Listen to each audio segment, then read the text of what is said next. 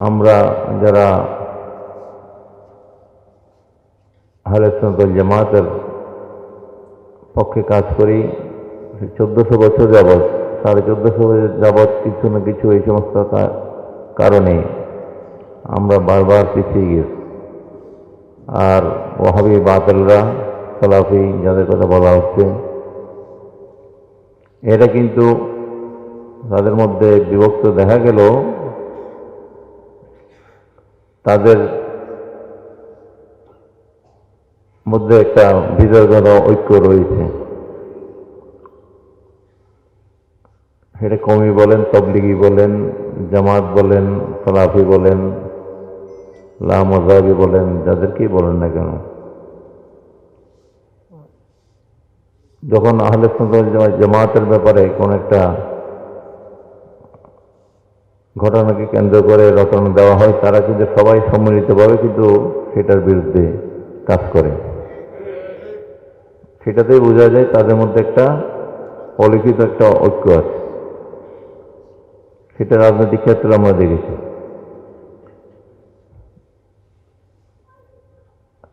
তো আমরা যে খুলুসিয়ত দরকার আমাদের, সেটার অভাব আছে আমাদের। আমরা পরস্পরকে সহ্য করতে পারি না। আমাদের মধ্যে প্রতিহিংসা এত চরম আকার ধারণ করে আমাদের মধ্যে, আমরা আমাদের সংগঠনগুলোকে কোনোভাবেই টিকিয়ে রাখা সম্ভব হয় না। করার পরে 1 বছর 1.5 বছরের মধ্যে সেগুলো ভেঙে যায়। এরকম বারবার সংগঠন করা হয়েছে। আল্লামা নুরুল ইসলাম হাশিমি সাহেব থেকে শুরু করে আল্লামা জালালউদ্দিন আল কাদেরী থেকে শুরু করে ওনারা সবাই চেষ্টা করে ওনারা কিন্তু দুনিয়া থেকে বিদায় হয়ে গেছেন, কিন্তু কোনো সুফল দেখে যেতে পারেননি। এটা আমাদের জন্য আফসোস।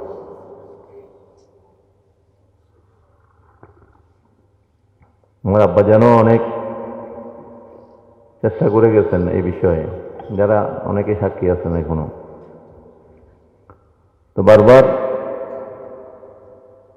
আমরা পিছিয়ে যাই। বর্তমান যে সময় আমাদেরকে মোকাবেলা করতে হচ্ছে, কঠিন সময়। বিগত সময়ে যারা নেতৃত্বে ছিলেন বা কাজ করেছেন তাদের চেয়ে আমাদের সামনে মোকাবেলা আরো অনেক কঠিন। এই কঠিন সময় আমাদের ঐক্য ধরে রাখা অত্যন্ত জরুরি। আজকের এই দস্তুল হাদিস মাহফিল, এখানে যে বিষয়গুলো আমাদের প্রয়োজন বর্তমান সময়ে, আমরা যদি এই বাতিল ফেরকাকে মোকাবেলা করতে হয়, আমাদের উন্নত মানের কিছু একাডেমিক স্কুল বলেন, মাদ্রাসা বলেন বা শিক্ষা প্রতিষ্ঠান আমাদের প্রয়োজন উন্নত মানের। আমাদের বেশিরভাগ আছে নিম্নমানের, যেখানে সাধারণ গরিব ছেলেরাই পড়ার সুযোগ পায়। কিন্তু আমরা যদি 10 জন 15 জন 20 জন একসাথে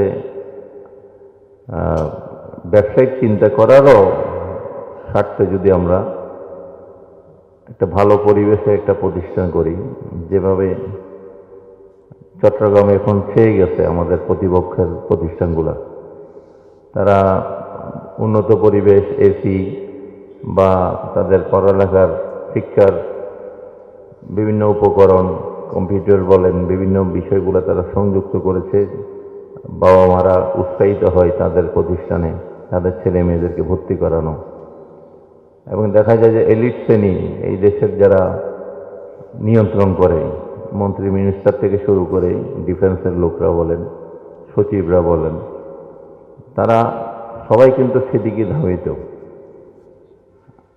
এবং যাদের ছেলে মেয়েদেরকে ওই প্রতিষ্ঠানগুলোতে তারা দেয়, ওই প্রতিষ্ঠানের প্রতি বা ওই প্রতিষ্ঠানের শিক্ষকদের প্রতি তাদের একটা সফট কর্নার, এটা জন্ম হওয়াটা স্বাভাবিক।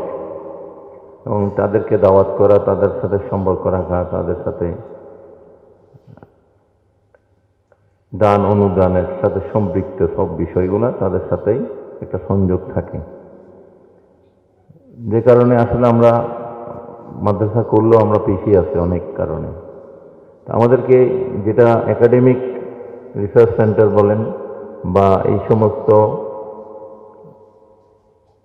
বর্তমান যে ধারা, মানুষের রুচির পরিবর্তন হয়ে গেছে। এখন এই যে বর্তমান সময়ের আলোকে আমরা যদি আমাদের শিক্ষা প্রতিষ্ঠানগুলোকে যদি দাঁড় করাতে না পারি, তাহলে আমরা শুধু একটা শ্রেণীর শিক্ষার্থী পাব। বাংলাদেশের যেই শ্রেণীগুলা নিয়ন্ত্রণ করে, প্রশাসন থেকে শুরু করে দেশ জাতি, সেখানে কিন্তু আমরা আমাদের সৈনিক পৌঁছাইতে পারবো না, এবং তাদেরকে আমাদের ভর্তি করারও আমাদের সেই পরিবেশ আমরা তৈরি করতে পারবো না। আমি আশা করব যাদের ব্যবসা বাণিজ্য করেন, আপনারা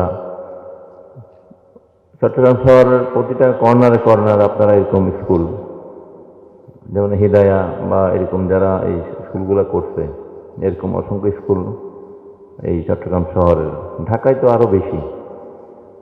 উত্তরাতে হেফজখানাগুলা, একটা হেফজখানা আমি পরিদর্শন করেছি, সবগুলো এয়ার কন্ডিশন, এবং এই তাদেরকে ওই কম্পিউটারের মাধ্যমেই এগুলা শেখানো হচ্ছে। কারণ স্কুল ইংলিশ মিডিয়াম স্কুল, কিন্তু তাদের কন্ডিশনটাকে আমাদের স্কুলে ভর্তি হলে প্রথমেই তাকে আমরা কোরআনে হাফেজ বানিয়ে দেব, এরপরে তার বাকি শিক্ষা ইংরেজি বাংলা যাই হোক। তো প্রত্যেক বাবা মারই একটা আশা থাকে যে আমার একটা ছেলে কোরআনে হাফেজ হওয়া, এটা প্রত্যেক বাবা মার একটা আকাঙ্ক্ষা থাকে। আমরা কিন্তু সেই জায়গাগুলোতে কাজ করতে ব্যর্থ।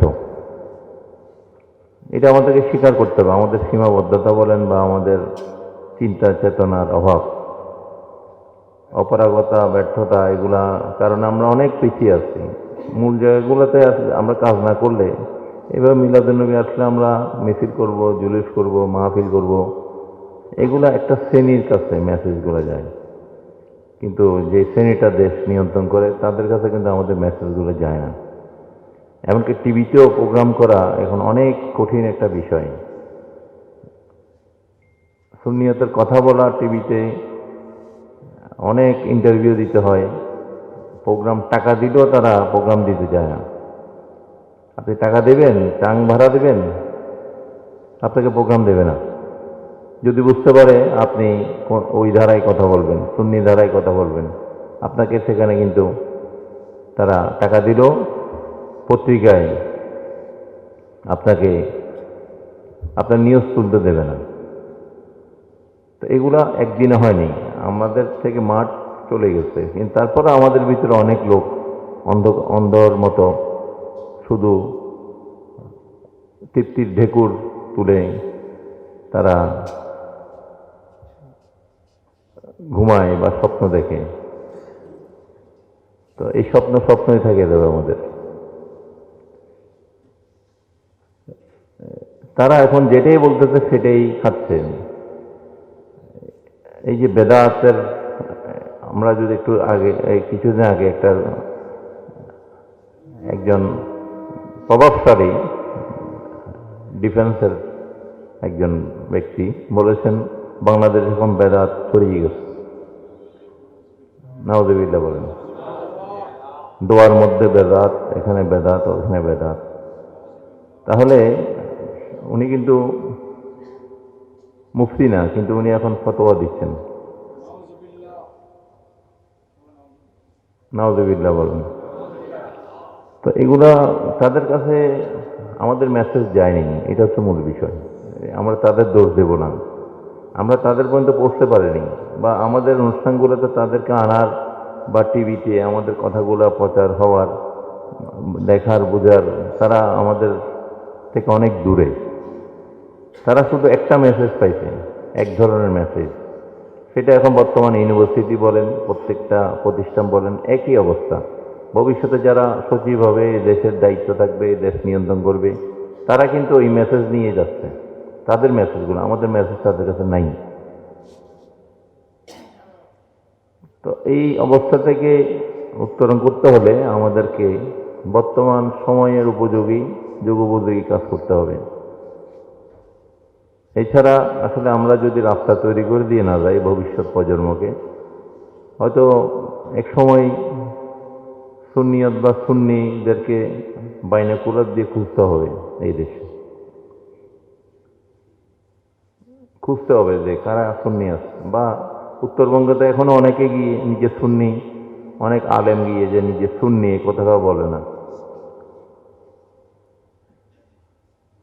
সেখানে সুন্নি সম্মেলন এই নাম দিয়ে কোনো মাহফিল করা যায় না, ওখানে ইসলামী সম্মেলন দিয়ে নাম দিয়ে মাহফিল করতে হয়। এগুলো বাস্তবতা। আমরা তো যাই, আমরা তো দেখি এগুলো। শুধু চিটাং দিয়ে সুন্নিয়ত চিন্তা করলে হবে না। চিটাঙে আউলিয়া কেরামদের দরবার বা মেঘানা শরীফ, শাহ আমানত শাহ এবং গরিবুল্লাহ শাহ, বদর শাহ, মহসেন আউলিয়া, অসংখ্য আউলিয়া কেরামদের সহবত নিসবতের কারণে এখানে একটা প্রভাব বিস্তার করছে মানুষের মাঝে। বা এখানে যাদেরকে আমরা বাতিল বলি, বা দেখেন ওরা অনেকেও কিন্তু এই প্রভাবের কারণে তারা এখানে মিলাদ কিয়ামও করে, তারা কিন্তু এটার বিরোধিতা করে না অনেক জায়গায়। কিন্তু আপনি মিরসরে পারে হলে দেখবেন ওইদিকের চিত্র কিন্তু ভিন্ন। একই দলের লোক, কিন্তু ওইদিকে তাদের আচরণ ভিন্ন। কিন্তু চট্টগ্রামে কিন্তু তাদের আচরণ আরেক রকম। এটা ওই প্রভাবের কারণে। তো আমরা এই মিলাদ-উন-নবীর মাসকে যদি আমরা উপলক্ষ করে আমরা নতুনভাবে যদি আমরা চলতে চাই, আমাদেরকে চিন্তা ভাবনা পরিবর্তন করতে হবে। এটা হচ্ছে মূল কথা। আমরা রাজনৈতিক দল করি, আমরা যত বড়ই সংগঠন করি, আসলে আমরা মূল জায়গায় যেতে পারছি না। যেখানে ঘাস সেখানে আমাদেরকে মলম লাগাইতে হবে। সেই জায়গাগুলো সংস্কার না করলে আমাদের পক্ষে আসলে কোনোভাবেই সামনে এগিয়ে যাওয়া সম্ভব হবে না। বাতিলরা এখন বিভিন্নভাবে প্রপাগান্ডা করছে। এবারও কিন্তু মিলাদুন-নবী, ঈদ শব্দটা বাদ দেওয়ার জন্য এবারও চেষ্টা হয়েছে। 2003 সালেও একবার চেষ্টা করা হয়েছিল। তখন আমার আব্বা হুজুর আমাকে নিয়ে, তখন বদরুল্লাহ চৌধুরী প্রেসিডেন্ট ছিলেন বঙ্গভবনে।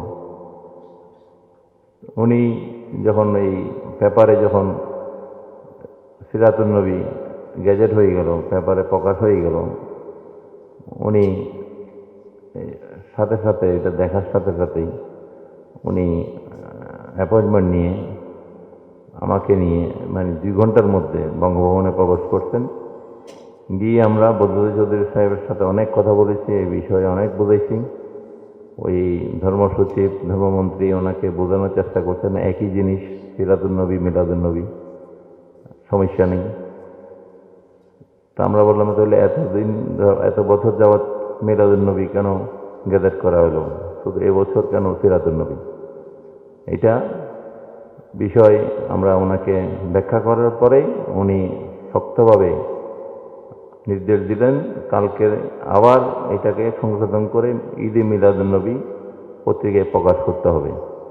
তখন প্রায় 5:30 বেজে গেছে। বললো, স্যার অফিস তো বন্ধ হয়ে গেছে। বললো, অফিস বন্ধ হইলে আমি বুঝি না, তুমি এটা করতে হবে। যাই হোক, আল্লাহ ওনাকে জান্নাতবাসী করুক।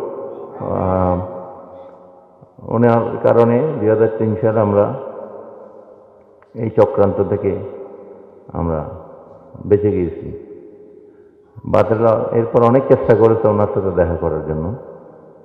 এরপর তারা পেপারও দিয়েছে যে প্রেসিডেন্ট আলেম ওলামাদেরকে দেখা সাক্ষাৎ করার সুযোগ দেয় না, অথচ ওই আমাদের ব্যাপারে এভাবে লিখছে যে যারা ঢোল তবলা বাজায় তাদেরকে উনি সুযোগ দেয়।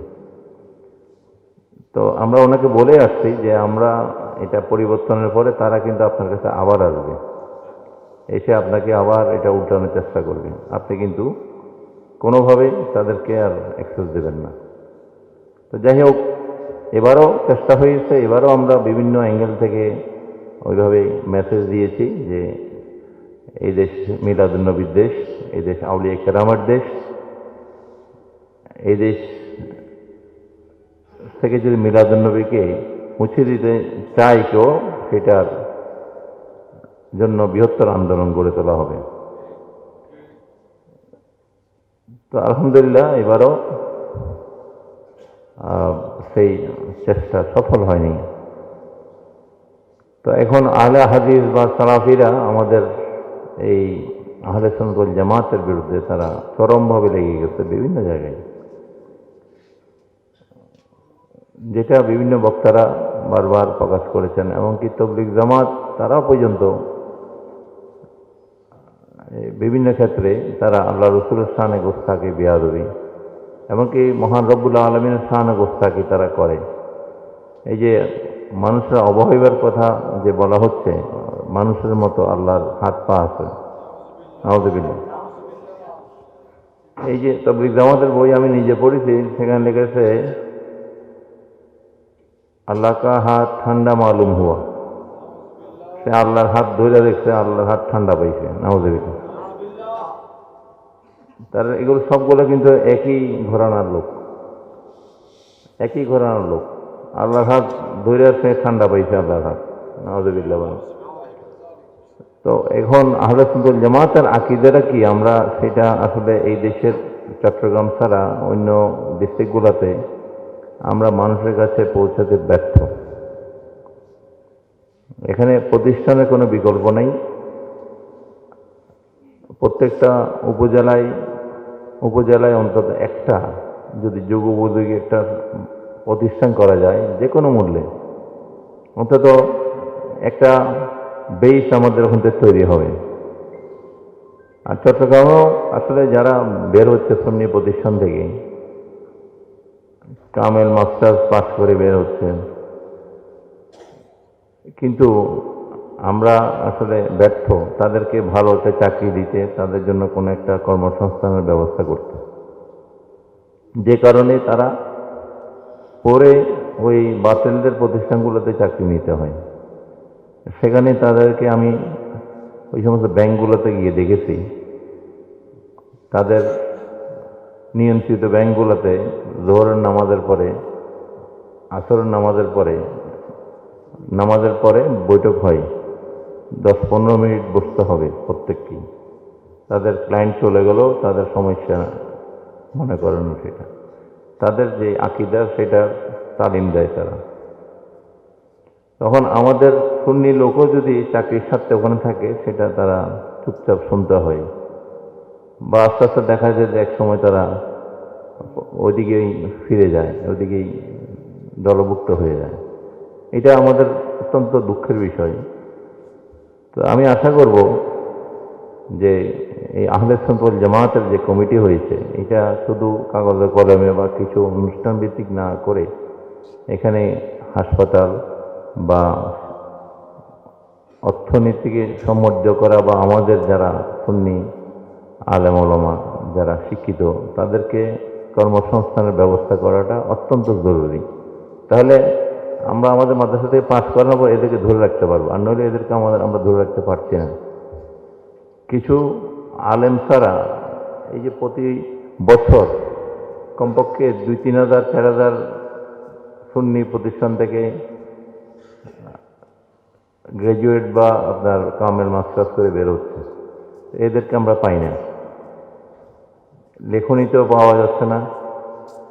যে এখন যে জেনারেশন আছে, ওনারা যদি চলে যায়, আগেরগুলো চলে গেছে, এরপরে যে জেনারেশন, এখানে কয়জন লেখক আছে? আমাদের যেভাবে লেখক দরকার, ওয়াইজেন, সবাই ওয়াইজেন হইতে চায়, এটা একটা সমস্যা। হ্যাঁ, সবাই ওয়াজ করবে, লেখার যে দরকার, আমাদের গবেষণার দরকার, রিসার্চ সেন্টারে আমাদের প্রতিনিধিত্ব দরকার, এখানে কিন্তু লোক খুঁজে পাওয়া যাচ্ছে না। হ্যাঁ, তো এইগুলা আর ওই খতম পড়ানো,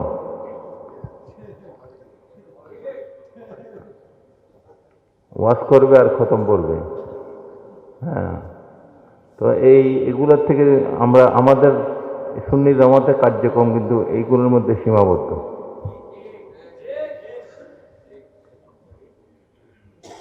আর দরবারগুলা ওর ফাতিয়া নিয়ে সীমাবদ্ধ।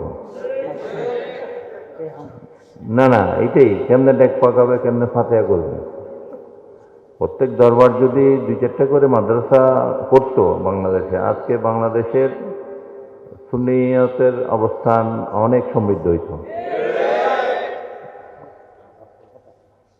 আমরা আমাদের নিজের সমালোচনা করতে হবে।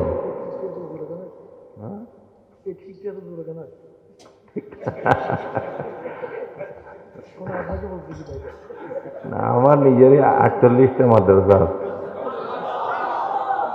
আমি নিজে, আমার আব্বাজান 2-3টা প্রতিষ্ঠান করে গেছে, এগুলো থেকে আমি এখন 48টা প্রতিষ্ঠান বাংলাদেশের বিভিন্ন জেলায় জেলায় আমি করেছি। এগুলা চালাইতেছি, ট্রাস্ট করেছি, ট্রাস্টের মাধ্যমে এগুলা পরিচালনা হচ্ছে।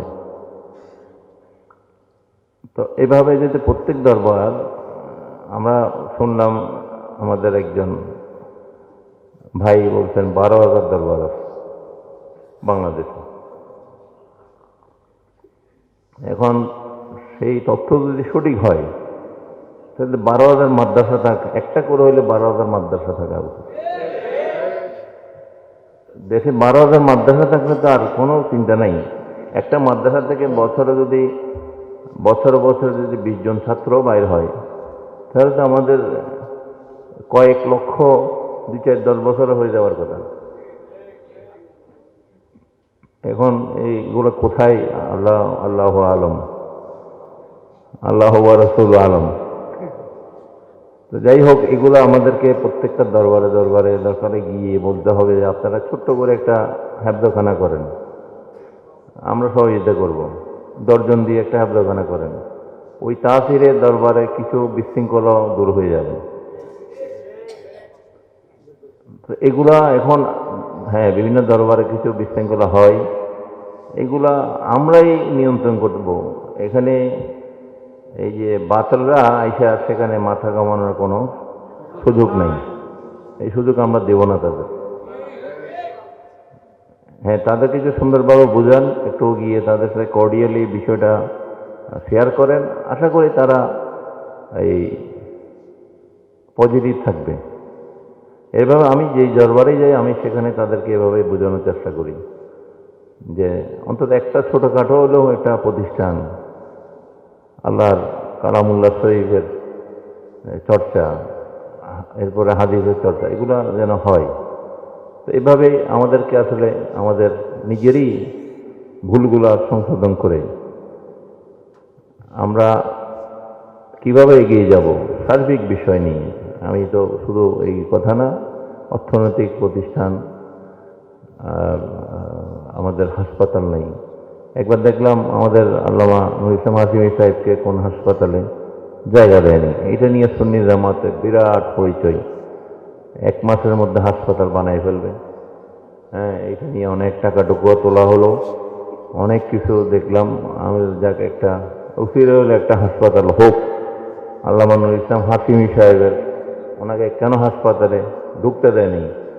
এই জিদে হলে একটা হাসপাতাল হোক। পরে দেখলাম যে আর কোনো খবর নেই। তো এই সমস্ত হুজুগে সুন্নি দিয়ে আসলে কিচ্ছু হবে না। এগুলো হুজুগে সুন্নি। হ্যাঁ, আসল বাচ্চা লোক দরকার সুন্নিয়তের। এই যে একটা বিষয় নিয়ে টাকা ঢোকা তুলে তারপর আর কোথায় চলে যায়, কি অবস্থা, কোনো খবর নেই। টেলিভিশন নিয়েও কতদিন চললো এই কাজ করবার। তো আমরা আসলে এগুলার এই খেয়াল না গিয়ে ব্যক্তিগতভাবে আপনারা 10 জন 20 জন আপনারা করেন, আপনারা এখানে লাভ করেন, কোনো সমস্যা নেই, সবাই লাভ করতেছে। অন্যরা যারা এক একটা দলের, জামাতে ইসলামী কুমিল্লার মধ্যে তাদের 40টা হাসপাতাল, চট্টগ্রামে আছে, কওমিদের আছে, তাদের ব্যাংক আছে, তাদের হাসপাতাল আছে, তাদের শিক্ষা প্রতিষ্ঠান আছে, তাদের কাউ থেকে চাঁদা তুলতে হয় না। তাদের প্রতিষ্ঠান থেকে যদি 20% করে প্রফিট যদি এই কার্যক্রমে দেয়, তাদের আর টাকার দরকার কি? আমরা ওই খুঁজতে খুঁজতে আমাদের হ্যাঁ, আমাদের অভ্যাস খারাপ হয়ে গেছে। আমরা নিজের পায়ে স্বাবলম্বী হবার আমাদের চিন্তার অভাব হয়ে গেছে। তো এগুলা আমাদের আত্মসমালোচনা। আল্লাহ পাক তাদেরকে পথ দেখায় না যারা নিজেদের ভুল নিজেরা সংশোধন করে না। আল্লাহ তাদেরকে হেদায়েত করেন না। তা আমরা কেন এগিয়ে যেতে পারছি না? এখানে অনেক কারণ, অনেক কারণ। এই কারণগুলো আপনারা চিহ্নিত করে দরকার এগুলো নিয়ে বসেন, এবং যে আহলে সুন্নাত ওয়াল জামাতের কমিটি হয়েছে এটা নিয়ে আমরা কিভাবে আরো আমাদের অবস্থানকে মজবুত করতে পারি। আজকে দরসুল হাদিস মাহফিল আল্লাহ পাক যেন আমাদেরকে হেদায়েত নসিব করে। সবাই কিছু না কিছু ভুলে থাকতেই পারি, আমরা আমাদের ভুলগুলোর সংশোধন আমরা যদি করে নিতে পারি, সবাইকে চলে যেতে হবে। আমরা সবাই এখন 60-এর ঊর্ধ্বে, এই দেশের মানুষের আয়ু কম। 60 বছর পার হইলে মানে ধ্বংকাবাজি গেছে। যে কোনো সময় ডাক আসতে পারে, লাব্বাইক আল্লাহুম্মা লাব্বাইক, আমরা হাজির। তো আমরা কিছুই করে দিতে পারিনি। বিভিন্ন সময়ে আল্লামা নুরুল ইসলাম তো উনি বলছেন আমি কি করবো, কেউ কথা শুনে না। আমার সামনে শুনে পিছনে গেলে আরেক রকম। তো এই দ্বিচারিতা থেকে আমাদের বেরিয়ে আসতে হবে। আল্লামা জালালউদ্দিন আল কাদেরীও অনেক দুঃখ নিয়ে উনি চলে গেছেন দুনিয়া থেকে। আমাকে অনেক কিছু উনি শেয়ার করতেন। উনি অনেক দুঃখ ভরা কান্ত এই হৃদয় নিয়ে উনি দুনিয়া থেকে বিদায় হয়েছেন। তো আমরা চাই না আমাদের মধ্যে আর এই সমস্ত চরিত্র বারবার। আমরা এদেরকে আল্লাহ যেন হেদায়েত নসিব করে, এবং আমরা চাই ঐক্য আমাদের মধ্যে, যেন আল্লাহ যেন ভ্রাতৃত্ব, মহাব্বত, ভালোবাসা, এহসান, এহতেরাম এগুলো যেন আল্লাহ প্রতিষ্ঠিত রাখে। আমিন। যেন আল্লাহ রসুলকে আল্লাহ পাঠিয়েছেন কি কেন? লাকাদ মান্নাল্লাহু আলাল মুমিনিনা ইয বাআসা ফীহিম রাসূলা। আল্লাহ পাক ওনাকে শুধু নবী রসুল করে পাঠান নাই, সবচেয়ে বড় দয়া করে, এহসান করে দুনিয়াতে পাঠিয়েছে। তা আমরা ওনার উম্মত হয়ে যদি আমাদের মধ্যে দয়া, মায়া, এহসান, এহতেরাম, ভালোবাসা এগুলো না থাকে, তাহলে আমরা উম্মত নামকা অবস্থা। আমাদের মধ্যে খলুসিয়ত থাকতে হবে। আমাদের মাঝে একজন আরেকজনকে ওইভাবে দেখতে হবে যেভাবে একজন সাহাবী আরেকজন সাহাবীকে দেখছেন। সিদ্দিক আকবর রাদিয়াল্লাহু আনহুর নজর, যে নজর দিয়ে উনি আল্লাহ রসুলকে দেখে সিদ্দিক আকবর হয়েছে, আমরাও আল্লাহ রসুলকে ওই নজরেই দেখতে হবে। ফারুক আজমের নজরে দেখতে হবে, মওলা আলীর নজরে দেখতে হবে, ওসমান জিন নুরাইনের নজরে দেখতে হবে, সাহাবায়ে কেরামদের নজরে দেখতে হবে।